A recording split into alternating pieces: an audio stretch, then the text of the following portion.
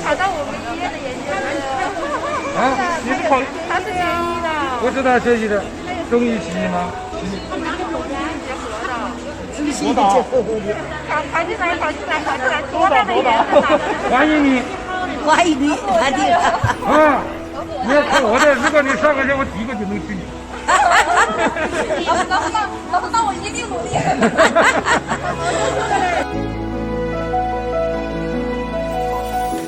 刚开始是有一点紧张，有1年没有见了，后来就是还是很开心吧，因为这也一直是自己的一个梦想，然后有一种梦想即将实现的那种快乐。